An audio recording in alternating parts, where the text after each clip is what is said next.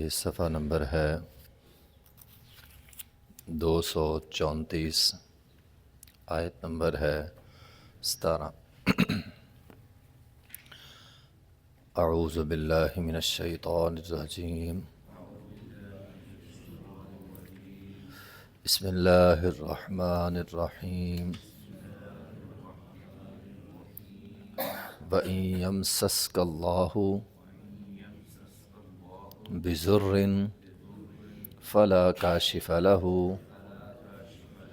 إِلَّا هُوَ وَإِن يَمْسَسْكَ بِخَيْرٍ فَهُوَ عَلَى كُلِّ شَيْءٍ قدیر۔ وَإِن يَمْسَسْكَ اللَّهُ، اگر اللہ تجھے نقصان پہنچائے، یمسس کا پہنچائے، اللہ بضرٍ کوئی نقصان، فلا کاشف لہ تو اس کو کوئی کھولنے والا نہیں ہے، الا ہو سوائے اللہ کے ہی۔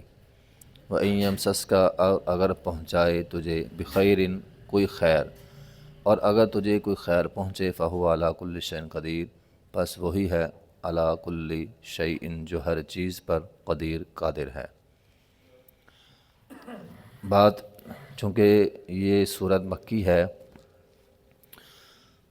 تو اللہ رب العزت نے فرمایا خیر اور شر کا مالک اللہ ہے، خیر بھی اللہ کی طرف سے اور شر کا مالک بھی اللہ ہے، تو پھر تم شرک کیوں کرتے ہو؟ غیر اللہ کے پاس کیوں جاتے ہو؟ کیوں ایسے نظریے بناتے ہو اگر میں نے یہ کام نہ کیا تو فلاں ہستی، فلاں بزرگ، فلاں پیر میری بھینس کی ٹانگ توڑ دے گا؟ یہ عقیدہ کیوں بناتے ہو؟ اس دور میں مشرکین مکہ بھی نبی علیہ الصلوۃ والسلام اور صحابہ کرام کو ایسی ہی باتیں کہا کرتے تھے، فلاں بت نے یہ کر دینا، فلاں نے یہ کر دینا۔ اللہ تعالیٰ فرماتے ہیں شر کا مالک بھی میں ہوں، خیر کا مالک بھی میں ہوں، کوئی کسی کا کیسے نقصان کر سکتا ہے؟ ہمارے معاشرے میں بھی یہی ہے۔ آپ غیر اللہ کے پاس کیوں جاتے ہیں؟ اگر میں نہ گیا تو میرا یہ نقصان ہو جائے، بھی کیوں ہو جائے گا؟ کوئی نہیں کر سکتا۔ یہ تیرا عقیدہ کمزور ہے، تیرے کمزور عقیدے کی وجہ سے تیرا نقصان ہوتا ہے۔ اکثر لوگ یہ کہتے ہیں اور جی میرا کاروبار بند ہے، مجھ پر کسی نے جادو کر دیا۔ ہر تیسرا چوتھا بندہ یہ بات کہہ رہا ہے، اور یعنی ہمارا ایک کمزور ہمارا عقیدہ ہے۔ اب ہم نے یہ سمجھ لیا ہے کہ جادو کی وجہ سے کاروبار بند ہے، اب ہم ہمت ہار کے بیٹھے، اور جی کیا ہو گیا جی، اب جادو ہو گیا، اب کیا کریں جی؟ جادو کی حقیقت ہے، لیکن یہ بات سمجھیں جادو اللہ سے بڑا نہیں ہے۔ ہم نے جادو کو اللہ سے بڑا بنا دیا۔ جب خیر اللہ کی طرف سے آئے گی تو اللہ کو پکارو۔ اور لوگ کہتے ہیں جی وہ نبی علیہ الصلوۃ والسلام پہ بھی جادو ہو گیا تھا، لیکن وہ زیادہ دیر نہیں رہا، اللہ بڑا ہے اس سے۔ آپ اللہ کو پکارے تو صحیح، اپنا عقیدہ تو مضبوط کریں۔ اچھا وہ جو نقصان ہوتا ہے نا وہ حدیث میں ہے، نبی علیہ الصلوۃ والسلام نے فرمایا، حدیث قدسی ہے، یعنی اللہ تعالیٰ فرماتے میں اپنے بندے کے گمان کے مطابق ہوتا ہوں۔ اگر آپ یہ عقیدہ، یہ نظریہ بنا لیں گے کہ فلاں سے مجھے نقصان ہوگا تو ہو جائے گا، آپ نے نظریہ بنا لیا۔ آپ کے اس باطل عقیدے یا کمزور نظریے کی وجہ سے آپ کا نقصان ہوا ہے۔ اس لیے اللہ پہ عقیدہ مضبوط ہونا چاہیے، توکل، بھروسہ، یقین اللہ پہ ہونا چاہیے۔ کوئی جادو شادو کوئی کچھ نہیں ہوتا، اگر ہو بھی جائے تو اللہ کو پکاریں، اللہ آپ کو اس پریشانی سے، اس مصیبت سے نکال لے گا۔ ہمت ہار کر بیٹھ جانا، لو جی اب تو کاروبار نہیں چلے گا، اب میرا گھر کے سارے جھگڑے جو ہیں وہ ہوتے ہیں جی وہ فلاں نے جادو کر دیا تھا، اب یہ ٹھیک ہو ہی نہیں سکتے، اب ہمت ہار کے بیٹھے ہوئے ہیں۔ تو ایسا نہیں ہے، خیر اور شر دونوں کا مالک اللہ ہے۔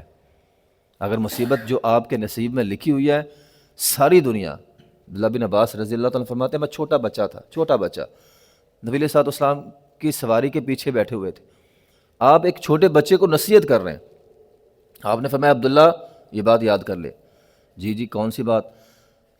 فرمایا عبداللہ یہ بات یاد کر لے، اگر جب بھی تو نے مدد مانگنی ہے، اللہ سے مانگنی ہے، اگر ساری دنیا اکٹھی ہو جائے تجھے نفع دینے میں، ہم تمہیں نفع دیتے ہیں، اگر اللہ نے تیرے نصیب میں نہیں لکھا تو نہیں مل سکتا۔ یہاں پہ ایک بچے کو نصیحت کر رہے ہیں. اور اگر اللہ نے تیرے نصیب میں نفع لکھ دیا ہے ساری دنیا روک نہیں سکتی. یہ عقیدہ جس بندے کا بن جائے اور یہ عقیدہ ہو جائے اور یقین ہو جائے اس بات پہ، پھر اللہ دیتا ہے. ہمارے عقیدے بہت ہی کمزور ہیں. تو بہرحال نبی علیہ الصلوۃ والسلام کو تسلی دی جا رہی ہے، اے پیغمبر آپ نے ان مشرکوں سے پریشان نہیں ہونا، فلاں بت کے سامنے نہ جھکے، فلاں قبر پہ نہ گئے تو یہ نقصان ہو، کوئی نقصان نہیں ہوگا، جو آپ کے نصیب میں لکھا ہے بس وہ ہو جائے گا. فلا کاشف لہ، کاشف کشف سے پردہ اٹھانا، غم دور کرنا، پریشانی دور کرنا، تکلیف دور کرنا، چاہے اس کا تعلق جان کے ساتھ ہو، مال کے ساتھ ہو، گھر کے ساتھ ہو، اولاد کے ساتھ ہو، تو ہر قسم کی مصیبت اللہ ہو اللہ کھولتا ہے. بس اللہ ہو قرآن ہے نا، یہ سادہ ترجمہ آپ اس کا پڑھ لیں. فلا کاشف لہ الا ہو، کوئی نہیں کھول سکتا سوائے اللہ کے.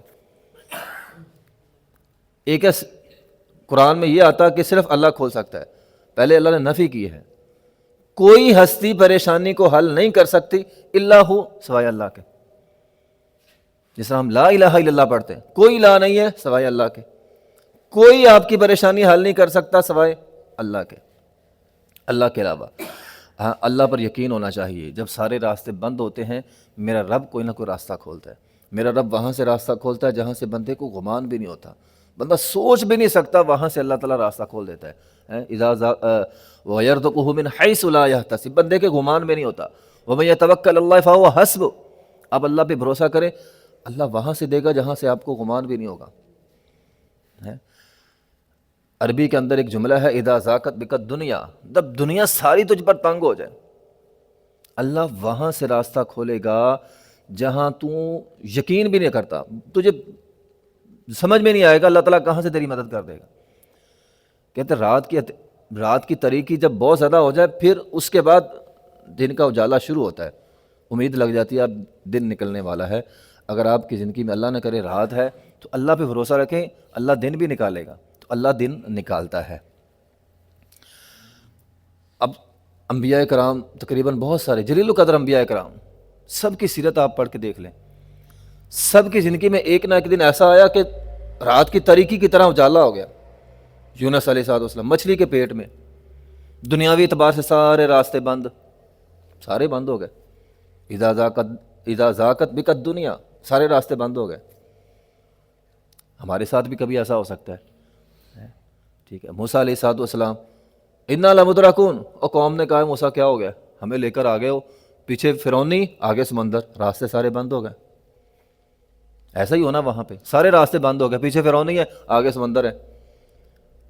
رب نے یونس علیہ السلام کو مچھلی کے پیٹ سے نکالا، بنی اسرائیل کو فرعونیوں سے بچایا، اللہ بچانے والا ہے. ابراہیم علیہ السلام ہاجرہ علیہ السلام کو چھوڑ کر مکہ کی وادی میں آ گئے، کچھ بھی نہیں تھا. یقین دیکھو اس ماں کا، کہا ابراہیم ہمیں چھوڑ کے جا رہے ہو؟ جی چھوڑ کے جا رہا ہوں.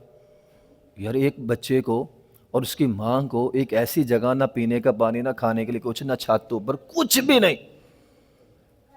کچھ بھی نہیں. یہ واقعہ ہمارے لیے بہت بڑی نصیحت ہے. کچھ بھی نہیں تھا وہاں پہ، صحرائی علاقہ، تحد نگاہ پانی نہیں ہے، کچھ بھی نہیں تھا.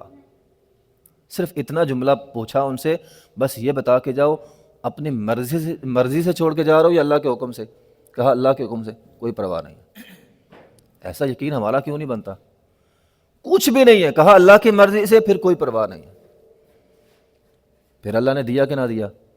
جب اللہ پہ یقین ہو پھر پاؤں سے آب زمزم نکلتا ہے، پاؤں سے. اور آج تک ہم اس کو بطور تبرک کے پیتے ہیں. یہ میں یہ سمجھتا ہوں ایک ماں کا اللہ پہ بھروسہ اور یقین اور توکل تھا، اس کی برکت سے آج تک ہم وہ آب زمزم پیتے ہیں.